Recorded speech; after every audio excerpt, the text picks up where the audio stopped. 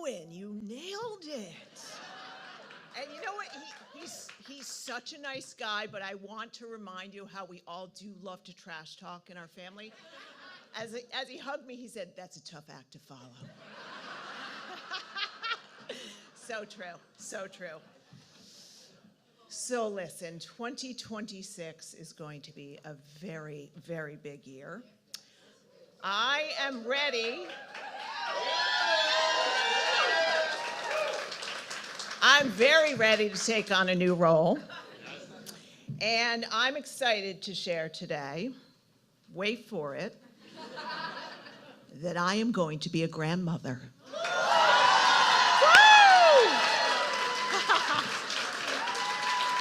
She's here somewhere, my daughter. There she is. Yeah, there she is. Oh gosh, we're so excited. This grandchild is going to enter an amazing family. And I am really so blessed because so many of them are here today. My other kids, my son-in-law, my husband Bill, who you all know, my siblings who are here, my nieces and nephews, my uncles. I have Chris and Vin here. I have my Aunt Kitty here. And of course, my amazing father, Bernie. So thank you. Thank you all so much for being here for me and for just lifting me up on this ride. And I want to thank each and every one of you for being here. This is an amazing crowd. And I'm so thrilled to have you here today, but not just for today, because I really have felt lifted up as I see all your faces by all of you in the last 3 years or more. So I just couldn't be more honored to have you here. And yes, 2026 will be a big year for another reason. And with your help and support, I'm running to be the next governor for the state of Rhode Island.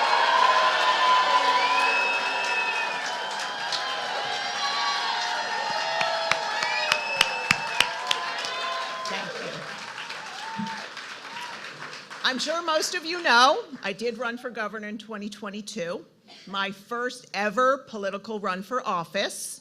It was also my first debate since 7th grade. And we came so close. We won on election day, but we lost by 3,000 votes. And let me tell you something, losing stinks, I'm not gonna lie. It's been more painful knowing that our state needed new leadership. Now more than ever, we need strong Democratic governors on the front lines, standing up for our people and showing that when Democrats are in charge, we govern well. But throughout my life, I have honestly learned more from my setbacks and challenges. So like many Rhode Islanders, I picked myself up and I got right back to work. I knew it was important to keep showing up because the best part of the campaign was meeting people, listening to them, and getting their great ideas. I kept doing that. When I was running CVS, my favorite part of the job was always listening to customers and our employees. And I always felt that you can't lead if you don't listen. And over the past 3 years, I've been to hundreds of meetings with Rhode Islanders, from the Johnston School Construction Committee to RIPTA listening sessions, to gatherings in people's living rooms and coffee shops and other community spaces, from Cranston to Central Falls, North Kingstown to Newport, where I bring people together, I ask them questions, and I listen to their thoughts on our state and what it needs. In fact, I always ask, tell me one thing you would do if you were the governor. I get great ideas.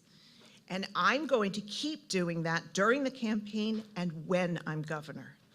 I'm looking to hold one of these gatherings in all 39 cities and towns this fall, and I'm inviting all Rhode Islanders to join us because I want to hear directly from you. I'll be doing my first one as a candidate tonight. I will be the governor who listens before she acts. And these conversations have informed my thinking about the important issues this state is facing that we must address. It's not hard to convince people to love Rhode Island. What's becoming harder and harder is for it to feel like Rhode Island loves you as much as you love it. Harder to feel like it's the kind of place where you can afford to live and build a great future. We used to be that place where you could. For too many, it feels like we've lost that. Instead, Rhode Islanders are getting priced out and squeezed to the limit. While I hear so much frustration that our state leadership is not meeting the moment, I am inspired by my fellow Rhode Islanders' love of our state, their concern for one another, and their relentless hope that we can build a better future. Together with you, I hope to bring back faith in our government, to improve our public education and create good-paying jobs, to move with urgency to tackle our housing crisis and address our doctor shortage, and to fight against the reckless, illegal, and irresponsible policies of the Trump administration.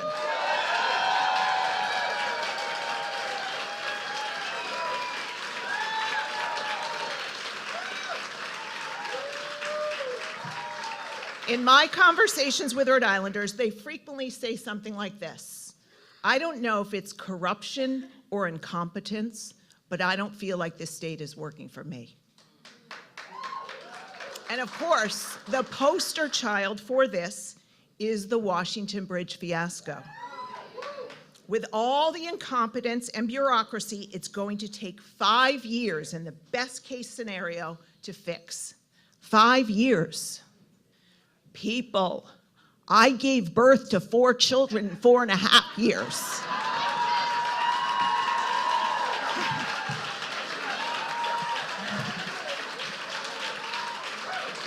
All the ladies are shaking their head, we know.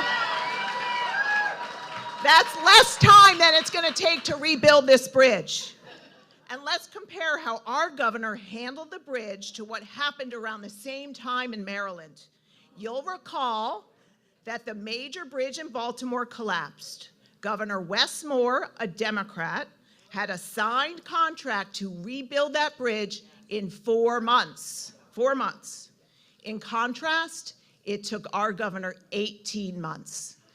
18 months. It's an in-your-face example of what happens when government just doesn't listen and do the work of the people.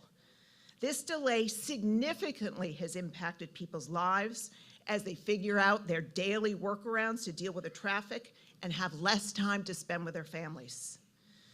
And I share that what many of you have asked me, if we can't even fix a critical bridge in the middle of our biggest city, what else do you think this government is failing to do?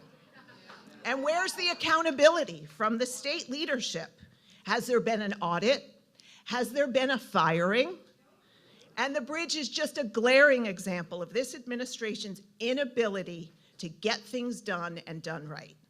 We can no longer accept being 45th in infrastructure and 50th in transportation. We're ranked #1 for worst roads, okay? But we can reestablish trust and competence in our state government. Let's have an inspector general to audit how our state uses federal funds and ensure the money is being used efficiently. Let's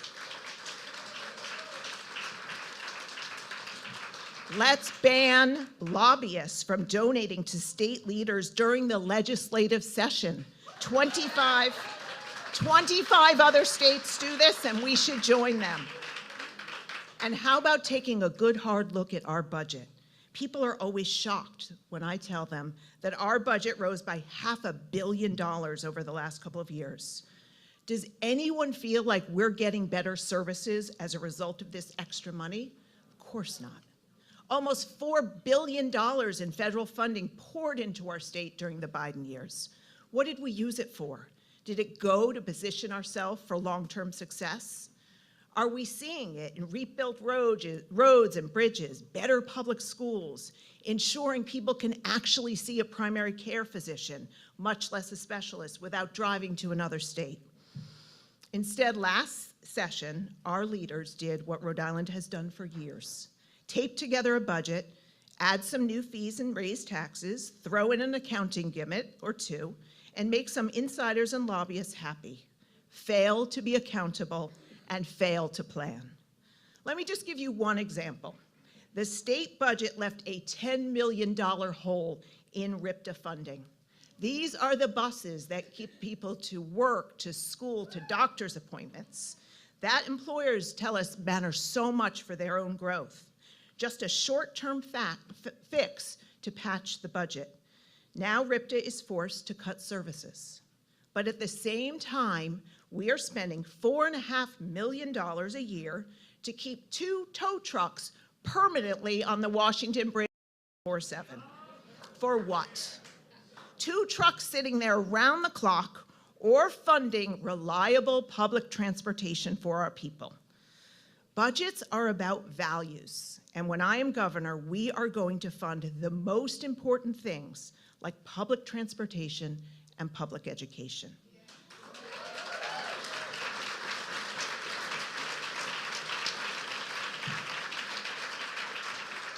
We can no longer rely on short-term fixes. We can't kick the can down the road anymore. It's just going to make things worse.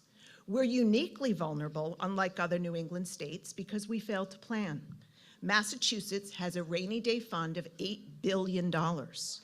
Connecticut has a $4 billion rainy day fund, having a cushion that helps them withstand the threats from the Trump administration. Our rainy day fund barely exists. So now we're caught without an umbrella, and it's going to take leadership willing to make the tough choices to get us through this. Rhode Islanders are getting squeezed both from the incompetence of our state government and the failure to address a spiraling affordability crisis that includes the costs of housing, groceries, and utilities. And as your governor, growing our economy and creating good-paying jobs will always be one of my top priorities. This means both attracting more companies to Rhode Island and fostering workforce development and job training programs in cooperation with organized labor to better serve high schoolers who choose career paths over college. When I talk to young families, this is exactly what they want for their children: the chance to get a good job right here in Rhode Island. And that does seem to be getting harder and harder. To the hundreds of families who were affected by yesterday's news that our iconic local company Hasbro is leaving for Massachusetts, I know this is a moment of extreme stress for you. You are who we should be focused on right now. And I'll be a governor who fights every day to protect workers' jobs and bring more jobs here.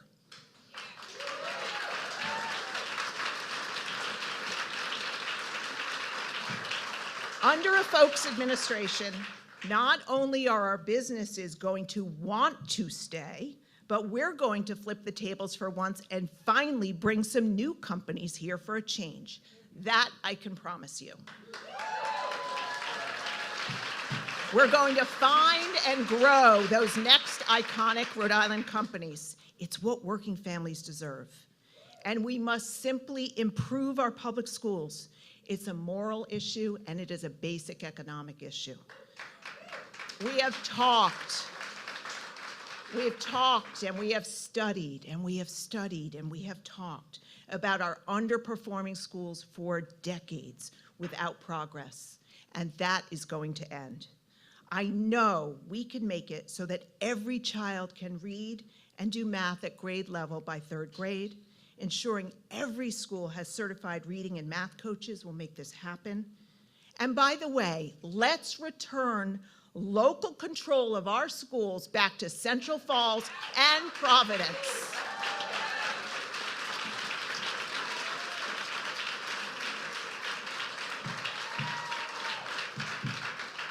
At all of the listening sessions I've had, when the conversation turns the economy, the spiraling cost of housing is the #1 issue which comes up for everyone. I constantly hear from people whose adult kids have moved back home because rent, much less buying a home, is completely out of reach. And the statistics tell a similar story. Rhode Island is dead last in building new housing and dead last in housing affordability. It's not enough to pass housing bonds or dozens of new laws and pat ourselves on the back. Where has this gotten us? We need 24,000 more units in this state, and let's aim to triple housing production in my first year in office. We do not have time to fall further behind.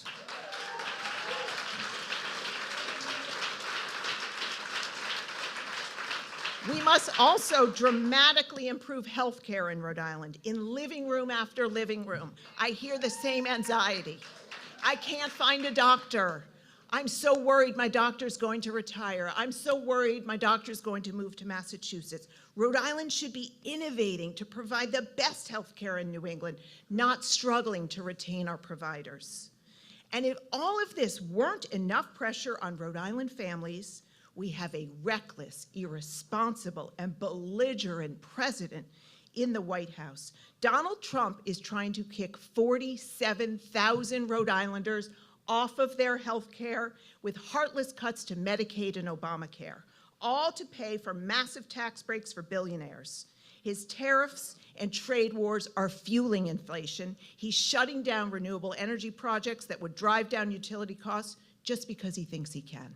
Trump is hell-bent on attacking and threatening blue states like Rhode Island, terrorizing our immigrant communities, and carrying out massive cuts to food assistance that will blow an even bigger hole in our state budget and make many of our seniors and kids go hungry. So here's my message to Donald Trump. We will not tolerate your reckless agenda. We will not abide by your failed policies, and we will fight against your illegal and irresponsible overreach that is tearing our nation apart, bankrupting our government, and destroying our children's future.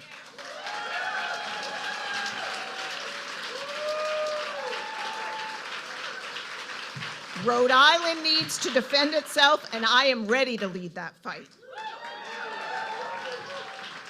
So for those of you who might not know much about me, I'm a born and raised fourth-generation Rhode Islander, a wife of 36 years, a mom of 4, a cancer survivor. And many of you know from my time at CVS, I am so proud to have been part of an organization that took an entrepreneurial idea, born in Rhode Island, and created the 5th largest company in the United States, headquartered in Rhode Island.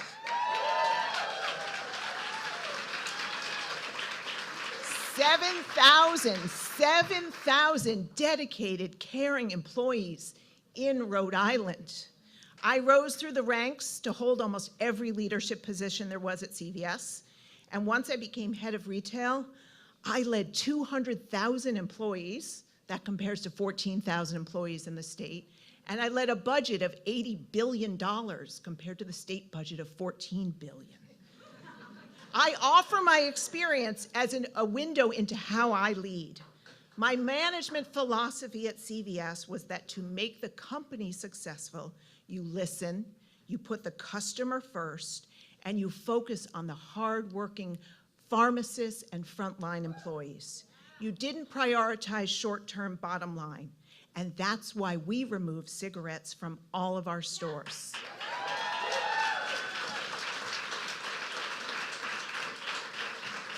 My mom died of lung cancer, so this was very personal for me. It cost us $2 billion a year in revenue. And don't think for a second that this was an easy thing to do or that everyone was immediately on board, but it was the right thing to do. And when you do the right thing, great things happen. You attract a new generation of people who are drawn to your purpose. Your customers thank you. You become role models for others. Taking over CVS Pharmacy at the height of the opioid epidemic,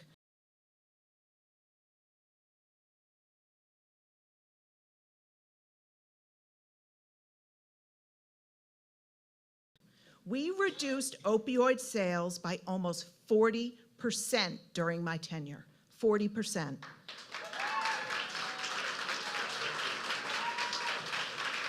We were a national leader during this crisis. We were also relentless in making sure that people could afford their prescriptions. Under my leadership, we took on big insurance companies by giving pharmacists a tool to make sure they could figure out the lowest cost available to fill a prescription for each and every customer, even if it meant finding an alternative to their insurance. And guess what? Our pharmacists were able to make prescriptions more affordable, and that made customers want to come back. What you'll get from me is a governor who deeply cares about what's happening to Rhode Islanders and who always has the guts to tackle our challenges head on and always tell you the truth. I'll be a governor who cares about you and never goes along to get along. A governor you can trust to make the tough choices. A governor who leads with the competence it takes to get the job done and the commitment it takes to fight for you and your family. See, I care a lot more about what's happening to Rhode Island's families than I do my own personal politics. I mentioned earlier that I'm a cancer survivor. It's a terrifying feeling to hear that you have cancer, even if it's treatable, especially when I had 4 young kids at the time. Going through cancer treatment reminds you that you have no idea what anyone you meet on a daily basis is dealing with. It teaches you compassion and humility. I hold fast to that lesson, and it informs the kind of leader and governor I want to be. So when you see me, and in a state as small as Rhode Island, I want you to know me. I want to hear directly from you, your concerns. What you'll get from me is a governor who cares that the status quo isn't working for Rhode Islanders. You'll get a governor with the competence, the guts, and the sense of urgency to do better, and the compassion and empathy to make sure everyone is along for the ride. So it's time for Rhode Island to live up to its potential, to make it easier to raise your family and get ahead in this state we all love, to have a governor who is working as hard as you do. We can't afford the same people trying the same old things. And simply put, our current governor does not deserve a 3rd term.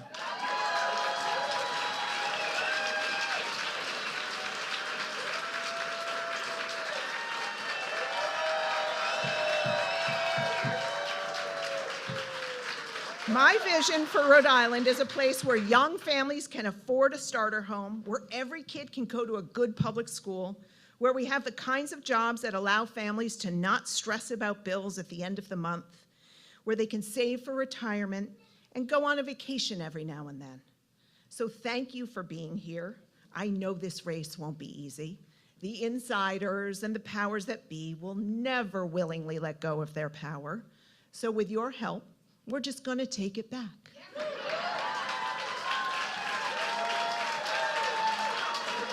We're going to take that power.